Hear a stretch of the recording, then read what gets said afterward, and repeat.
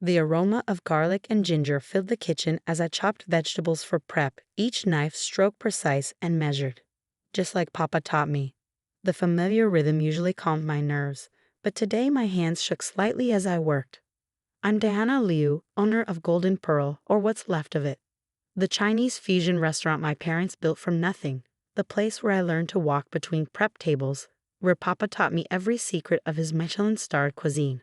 Now half our tables sat empty most nights, thanks to the sleek new restaurant next door, Pearl and Jade, run by my ex-business partners, using my family's recipes. Diana, my sous chef, Mike, stuck his head through the kitchen door. They're doing it again. I set down my knife and walked to the front window. Sure enough, Jason and Melissa stood outside their restaurant's entrance, greeting potential customers. Our potential customers, and directing them away from Golden Pearl. Health code violations, I heard Jason say clearly, his voice carrying through the evening air. Shame about the Liu place. Used to be good, but you know how these family restaurants let things slip.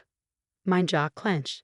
6 months ago, Jason and Melissa had been my partners, helping modernize Golden Pearl after Papa's stroke forced him to retire. They'd handled the business side while I ran the kitchen, maintaining Papa's high standards while adding my own contemporary twists. Then they'd suggested splitting the business. It's nothing personal, Melissa had said, her smile never reaching her eyes. We just think the restaurant needs updating. A fresh approach, you understand. What I hadn't understood was that they'd already leased the space next door.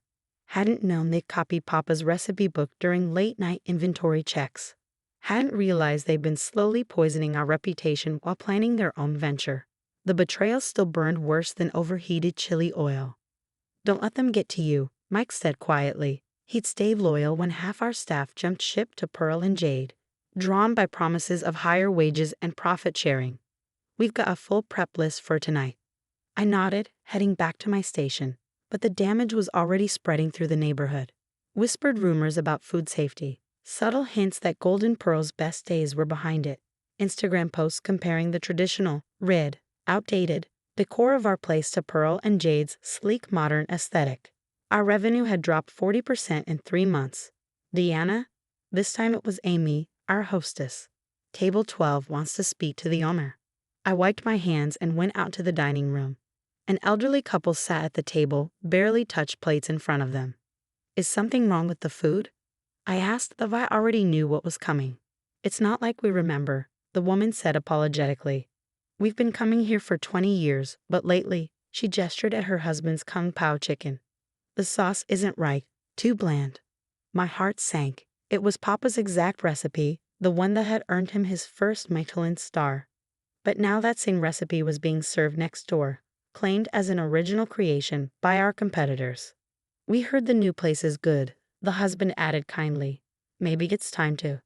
Thank you for your feedback, I cut him off politely. Your meal is on the house tonight. Back in the kitchen, I gripped the edge of my prep station, knuckles white. We'd lost 3 more regular customers, people who'd watched me grow up, who'd celebrated birthdays and anniversaries at our tables. Day? Mike's voice was gentle. Maybe we should call your father? No, the word came out sharper than intended. Papa had suffered his stroke right after Jason and Melissa joined the business. The doctors said stress was a factor. I wouldn't burden him with this. Besides, what could he do? At 68, barely recovered, his hands still trembled too much to hold a walk. His speech came slowly now, though his mind remained sharp enough to feel the shame of watching his life's work crumble. The dinner service dragged on, each empty table a reminder of our declining fortune. Through the windows, I could see Pearl and Jade packed with diners, their sleek interior glowing with carefully curated ambience. After closing, I sat in Papa's old office, reviewing our books. At this rate, we had maybe 3 months before we'd have to close. All our savings had gone into renovations last year, renovations Jason and Melissa had insisted on, running up costs they knew we couldn't easily repay. A knock on the door startled me. Mike stood there, still in his chef whites, holding a newspaper. You need to see this, he said, placing it on my desk. The headline jumped out immediately. CTANONCESINAUGUILRESTY Tel predictius 2GDG best of day 1 Taiwanin. I scanned the article. 50 restaurants would participate in a week-long celebration of local cuisine. Special menus, exclusive events, and most importantly, reviews from the city's top food critics. The kind of exposure that could make or break a restaurant. Below the main article was a smaller piece. Pearl and Jade to showcase revolutionary Chinese fusion during Restaurant Week. The quote from Jason made my blood boil. We're bringing Chinese cuisine into the modern era, moving beyond traditional limitations to create something truly special.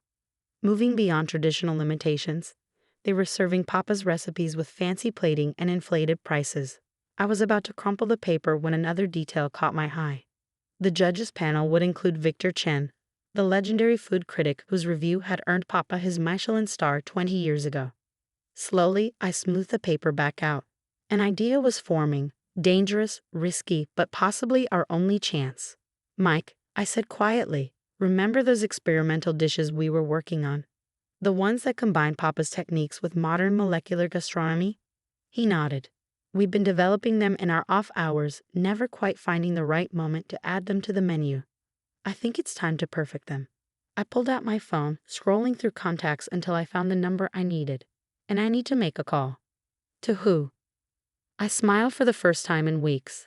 An old friend who owes Papa a favor. Someone who might help us get into Restaurant Week and show everyone what real innovation tastes like.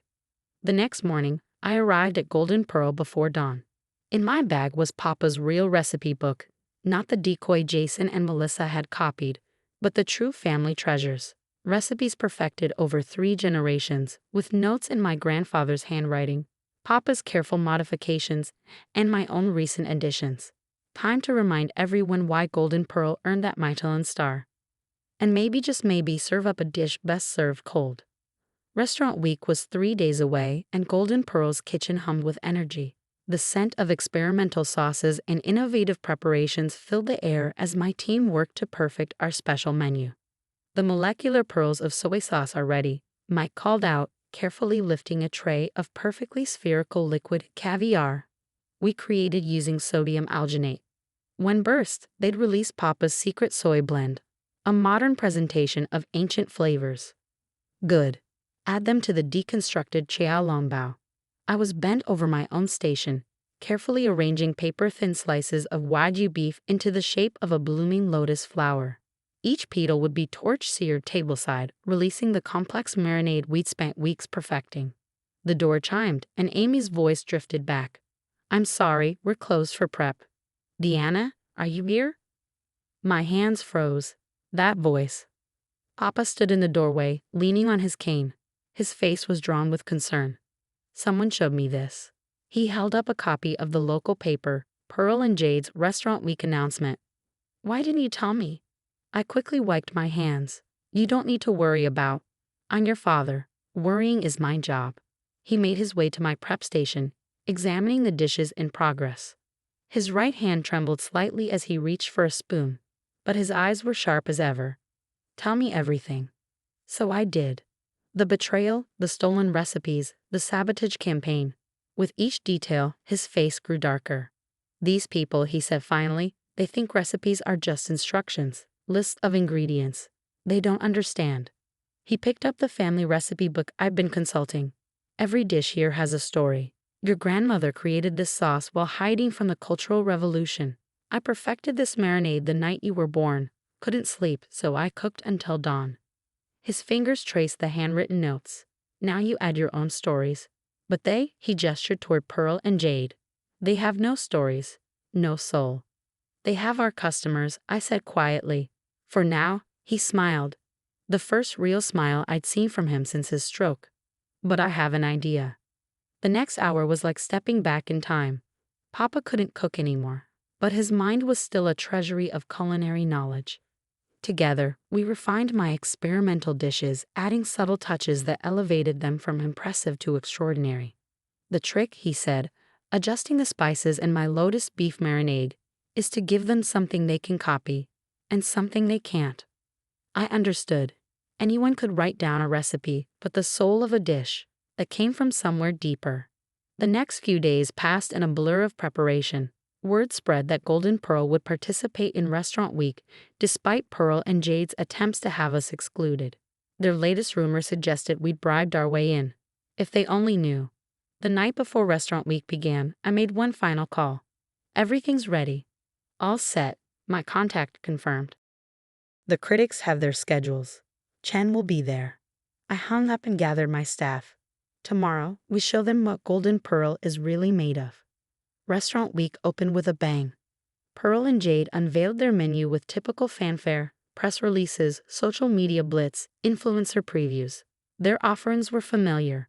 Our traditional recipes dressed up with fancy plating and pretentious descriptions. Golden Pearl took a different approach. No announcements, no previews. Just a simple sign. Special tasting menu. Limited seating. The first critic arrived Tuesday night. She tried to be discreet, but we knew who she was. Sarah Chen, Victor's daughter and a respected reviewer in her own right. She ordered our tasting menu and watched with widening eyes as each course arrived. First, the lotus beef, blooming under the torch's flame. Then Xiao Long Bao reimagined. The molecular soy pearls bursting with familiar flavors in an entirely new way. Each dish combined Papa's classic techniques with modern innovations that enhanced rather than masked the original brilliance. She stayed for 3 hours, taking notes between bites. Her review dropped the next morning. Golden Pearl proves innovation doesn't mean abandoning tradition. It means building on it with respect and understanding. Each dish tells a story, each bite reveals layers of meaning and memory. This isn't just dinner, it's edible art with a soul. The article went viral. Our phones started ringing. But we were saving most tables for the remaining critics. Jason and Melissa noticed the increased activity. They sent spies, servers pretending to be customers, trying to decode our new dishes. But as Papa had said, some things can't be copied. Thursday night, Victor Chen himself arrived. I watched through the kitchen window as he was seated, older now than when he first reviewed us, but still commanding respect with his presence. Ready? Mike asked as we plated the first course. I nodded, adding a final touch to the dish that had taken us weeks to perfect. Papa's signature Hong Shao Ru, red braised pork belly, reimagined as delicate cubes of melt-in-your-mouth meat, each glazed with a different intensity of sauce. Arranged in a spiral pattern that told the story of the dish's evolution through 3 generations of our family. As each course went out, I could see Chen taking careful notes. His expression remained neutral professional, until the final dish arrived, my tribute to Papa's original Michelin-starred creation. It looked nothing like the original, but one bite and his eyes widened. There it was, the exact flavor that had earned that star, transformed into a completely new presentation. He asked to speak with me. That last dish, he said carefully, I remember it. 20 years ago, but they're serving something very similar next door. I placed Papa's recipe book on his table, open to a specific page. You mean this recipe? The one you reviewed 20 years ago. He examined the page, the original handwritten recipe, with decades of notes and refinements. Then he looked at the date clearly marked at the top. I see. His voice was quiet but carried weight. And next door. There's serving in interpretation. I chose my words carefully. From a copy of our recipe, one they obtained while working here. Before opening their own restaurant? Exactly. He made a final note, then stood. Thank you for an enlightening evening. His review appeared in Sunday's paper, the final day of Restaurant Week. The headline said it all. Tale of 2 restaurants, innovation versus imitation. The article was brutal in its elegance. Without directly accusing Pearl and Jade of theft, it traced the lineage of several dishes to Golden Pearl's original creations. It praised our new menu as evolution with respect, while dismissing their offerings as superficial adaptations of superior originals. The killing blow came in the final paragraph. In this tale of 2 restaurants, one shows us the future of Chinese cuisine, a future built on understanding and honoring the past. The other offers only shadows of greatness, copies without soul. Choose wisely. The effect was immediate. Our phones rang nonstop. Reservations poured in. Food bloggers dissected Chen's review, connecting the dots about recipe theft and business ethics. Pearl and Jade's tables emptied. Their influencer friends went quiet. Their carefully crafted image crumbled under the weight of authenticity. 2 weeks later, I arrived at Golden Pearl to find a fancy envelope in our mail. Inside was a letter from the Michelin Guide they would be sending reviewers in the coming months. That evening, as service wound down, I heard the door chime. Jason stood there, looking uncomfortable. "We're closing," I said flatly. "Diana, please, our bookings are down 70%. We can't survive like this. Maybe we could work something out. A partnership." Like last time, I smiled. "No, thank you, but I'm sure you'll land on your feet. I hear there's a growing market for fast food fusion." He left, shoulders slumped. Through the window, I watched him trudge back to Pearl and Jade, where Melissa waited anxiously. They sold the restaurant 2 months later. The space became a yoga studio. Golden Pearl flourished. We maintained our traditional menu but added a special innovation night featuring our experimental dishes. The waiting list stretched to months. Papa started coming by more often, sitting at his old table, watching with pride as we served both old favorites and new creations. His hands still trembled, but his smile was strong and sure. One quiet afternoon, he called me over. "You know why their food never tasted quite right?" I shook my head. "Because recipes are like family stories," he said, patting the old recipe book. "You can steal the words, but not the love that seasons them." He was right, of course. You can copy a recipe, but you can't copy generations of experience, of tradition, of family pride passed down through countless meals. That's the real secret ingredient, the one that can never be stolen. Now when people ask about Pearl and Jade, I just smile and serve them something special. Something that tells our story in every bite. Because the best revenge doesn't need words. It just needs to be served at the perfect temperature, with a side of justice and a garnish of truth. Just like Papa taught me.